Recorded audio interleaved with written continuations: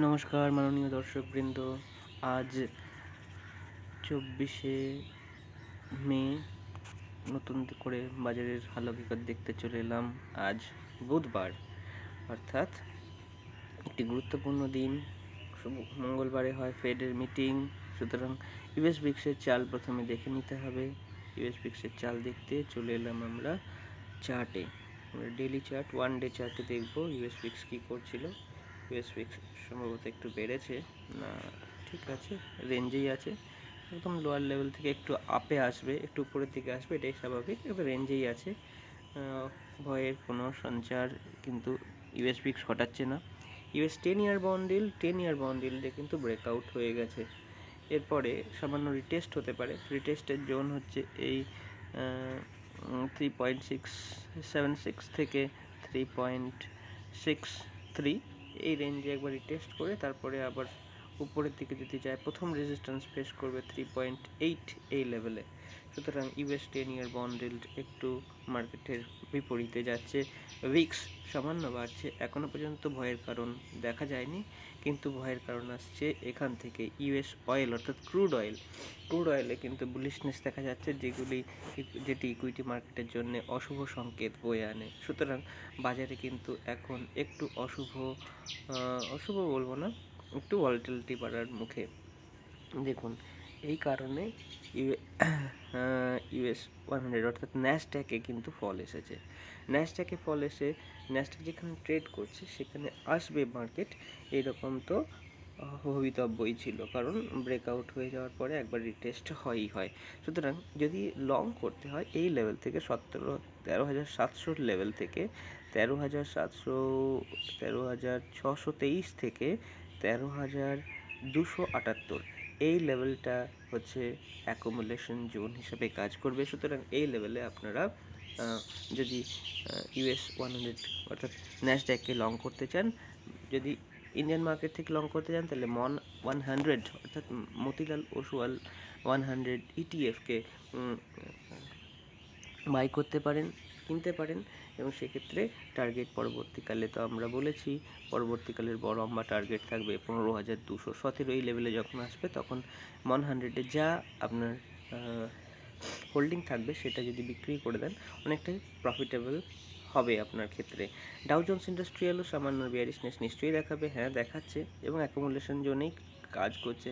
একটু বেয়ারিশনেস রয়েছে, যদি আমরা অ্যাকুমুলেট করি তাহলে আমরা খুব বড় টার্গেট নেব না, খুব ছোটো টার্গেটেই আমরা বেরিয়ে যাব, পরবর্তীকালে আবার অ্যাকুমুলেট করব যদি ব্রেকআউট হয়। এরপরে এফটিএসই অর্থাৎ ইউকে মার্কেটও রেঞ্জ বাউন্ড হয়ে আছে। এই রেঞ্জ বাউন্ডনেসটা ব্রডার মার্কেট সাপোর্ট না করবে, রেঞ্জ বাউন্ডনেস কাটবে না। এরপরে S&P 500 বেয়ারিশ হয়ে গেছে। বেয়ারিশ ঠিক নয়, এটি একটু রিটেস্ট করে তো আসতেই হবে। একতরফা কখনো মার্কেট চলে না, মার্কেটকে একটু শ্বাস নিতে হয়। তো শ্বাস নিতে হলে ওকে আসতে হবে এই লেভেলে, অর্থাৎ 4,077 লেভেলে থেকে 4,041 লেভেল, এই লেভেলে ওকে আসতে হবে একবার। সেখান থেকে ও একটু জিরিয়ে নিয়ে আবার পরবর্তী গন্তব্যের দিকে যাবে। এরপরে ইন্ডিয়া উইক্স রেঞ্জ বাউন্ড রয়েছে, যে কোনো সময় একটা বাউন্স আসতে পারে। এই লেভেল অনেক দিন ধরে ও হোল্ড করছে, গত এক বছরের মধ্যে সর্বনিম্ন স্তরে রয়েছে, যেটি ইকুইটি মার্কেটকে একদম উপরের দিকে নিয়ে চলে গেছে। কিন্তু এখন একটি ভলাটিলিটি আসতে পারে, ইউএস মার্কেট অন্তত গতকাল তাই সংকেত দিয়েছে। ইন্ডিয়ান 10 ইয়ার বন্ড ইল্ড একবার বাড়তে শুরু করেছে। ইকুইটি মার্কেটে কিন্তু প্রেশার আপনারা কয়েকদিনের মধ্যে দেখতে পাবেন, এটি কিন্তু চার্ট প্যাটার্ন বলছে, আপনারা মিলিয়ে দেখবেন।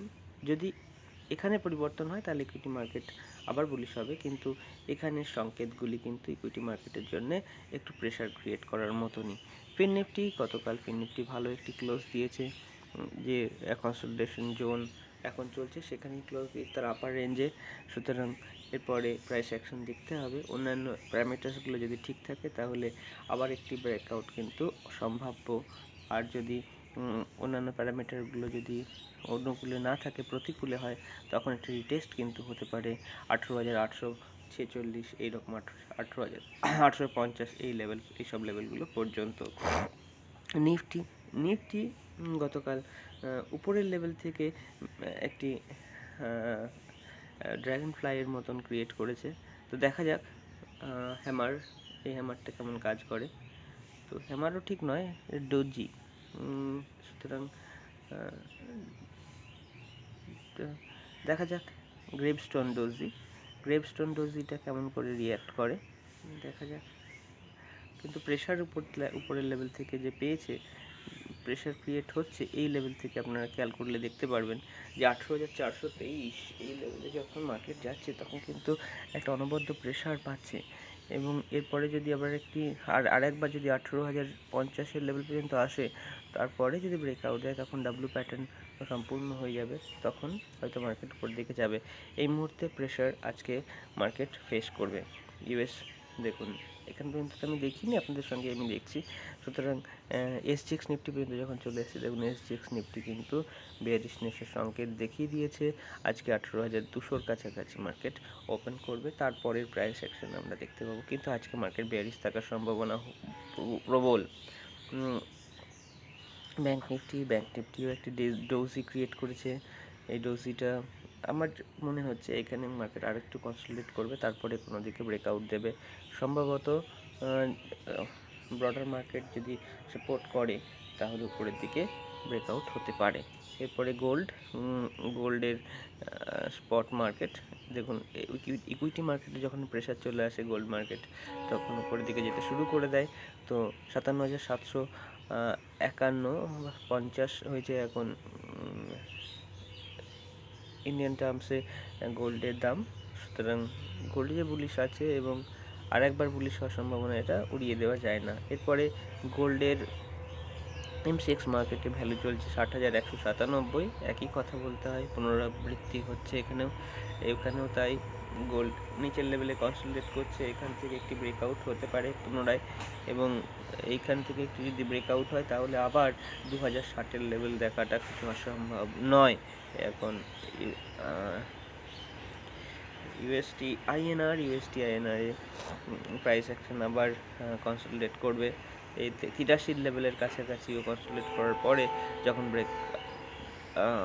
আরেকবার যদি ব্রেকডাউন দেয়, এবার কিন্তু দেখুন এই ওয়েজ অ্যাসেন্ডিং ট্রায়াঙ্গেল প্যাটার্নকেও ব্রেক করে চলে গেছে, কিন্তু প্রিভিয়াস যে রেজিস্ট্যান্স সেখানে গিয়ে সে রেজিস্ট্যান্সই ফেস করছে। এরপরে যদি নিচের দিকে আসে তাহলে আমরা এই সব লেভেল পর্যন্ত আশা করতে পারবো। এই লেভেল হলো 81.80, এর নিচে ওকে এখন আমরা এক্সপেক্ট করছি না, 81.86 এই সব লেভেলে। এরপরে ইউরো ইউএসডিতে চলে যাব। ইউরো ইউএসডি কি বলছে? ইউরো ইউএসডি বেয়ারিশই রয়েছে।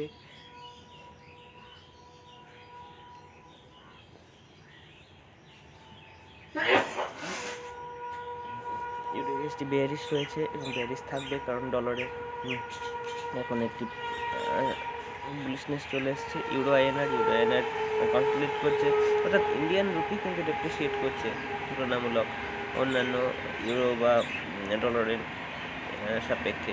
ডলার ইন্ডেক্স হয়তো 103-এর কাছাকাছি ট্রেড করছে। দেখুন আমাদের টার্গেট ছিল, আমরা অনেকদিন ধরেই বলছি যে কয়েক মাসের মধ্যে, সম্ভবত 1 মাসের মধ্যেই 104.57 লেভেল, ওই লেভেলটা টাচ করে যাবে। এরপরে মনে হচ্ছে এরপরের মুভমেন্ট যদি দেয় তাহলে 104.56 ওই লেভেলেও পৌঁছে যাবে। এরপরে চলে যাবো ইথেরিয়াম ইউএসডিতে। ইথেরিয়াম সামান্য বুলিশনেস দেখিয়েছে কিন্তু কনসলিডেটই করছে। আমাদের টার্গেট ছিল নিচের দিকে, সুতরাং দেখা যাক কেমন কি মুভমেন্ট হয়। সম্ভবত বেয়ারিশ হয়ে যেতে পারে কয়েকদিনের জন্যে। এখন তো রেঞ্জ বাউন্ডই আছে, তো রেঞ্জ বাউন্ড আছে আরেকটি ইন্ডেক্স, আরেকটি ক্রিপ্টো, সেটা হচ্ছে বিটকয়েনও রেঞ্জ বাউন্ড রয়েছে। বল্টিক ড্রাই ইন্ডেক্স, যেটি অনেকদিন ধরেই ডাব্লু প্যাটার্নের মধ্যে কাজ করছে এবং সেখানেই রয়েছে। এরপরে দেখা যাক এই ডাব্লু প্যাটার্ন থেকে জিগজ্যাগ প্যাটার্নে চলে এসেছে, ডাব্লু প্যাটার্নে ব্রেকআউট দিয়েও আরেকবারই টেস্ট করতে এসেছে। দেখা যাক এখান থেকে বুলিশ হয় না বেয়ারিশ হয়। সুতরাং এরপরে চলে যাব আমরা ডেইলি চার্টে, ইন্টারডে চার্ট দেখবো আমরা 5 মিনিটে। ভারতের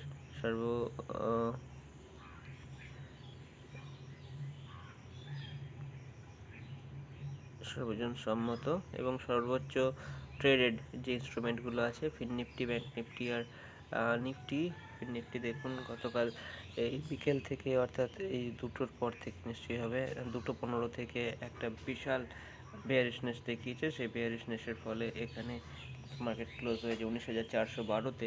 এরপরে আজকে কিন্তু গ্যাপ ডাউন ওপেন দিলে ফার্স্ট টার্গেট হবে 19,337 এবং 19,320। এই লেভেলগুলো প্রথম বেয়ারিশ টার্গেট তৈরি হবে। নিফটি চলে যাব নিফটিতেও কালকে পর থেকে বেয়ারিশনেস এসেছিল এবং বেয়ারিশনেস আসার ফলে 8,333 এসে মার্কেট ক্লোজ করেছে। এরপরে যদি আজকে সামান্য গ্যাপ ডাউন ওপেন করে, এর নিচে যদি একবার ট্রেড করা শুরু করে দেয় 18,306-এর নিচে যদি ট্রেড করা শুরু করে দেয়, প্রথম টার্গেট হবে 18,254 এবং পরবর্তী টার্গেট অনেক তলায় হবে এবং 18,151। সম্ভবত আজকে 18,151 লেভেল মার্কেট দেখিয়ে দিতে পারে। এরপরে চলে যাব ব্যাংক নিফটির চার্টে। ব্যাংক নিফটি কেমন রয়েছে? ব্যাংক নিফটিও বেয়ারিশ হয়ে গেছিলো কালকে দুপুরের পর থেকে 2:15 এই সময়ের পর থেকে কিন্তু মার্কেট 2:15-র পর থেকে মার্কেট বেয়ারিশ হয়ে যায় এবং মার্কেট ক্লোজ হঠাৎ করে মার্কেটে ফল চলে আসে, মার্কেট ক্লোজ হয় 43,890-এর লেভেলে। এরপরের টার্গেট হবে আমাদের প্রথম টার্গেট হবে এই লেভেলটা, অর্থাৎ 43,704। দেখা যাক আজকের ওপেনিংটাই একটা বিশাল বড় ডিসাইসিভ ফ্যাক্টর হিসাবে কাজ করবে। সুতরাং আজকে পর্যন্তই থাকলো। আপনারা যারা ট্রেড করছেন সাবধানে ট্রেড করবেন এবং স্টপ লস মেনটেন করবেন। কখনো ভাববেন না যে আমি সবার ঊর্ধ্বে এবং আমার কোনো স্টপ লস হিট হবে না। স্টপ লস হিট হোক, কিন্তু স্টপ লসটি ছোটো আর আপনার টার্গেটটি বড় রাখলেই আপনার রিস্ক রিওয়ার্ড রেশিও আপনার ফেভারে থাকবে এবং আপনার ট্রেডটি সফল যাবে। অনেকগুলো ট্রেডের পরিপ্রেক্ষিতে আপনি লাভবান থাকবেন। ধন্যবাদ। আর আমাদের কাজ ভালো লাগলে ভিডিওটি লাইক এবং চ্যানেলটি সাবস্ক্রাইব করতে পারেন। ধন্যবাদ।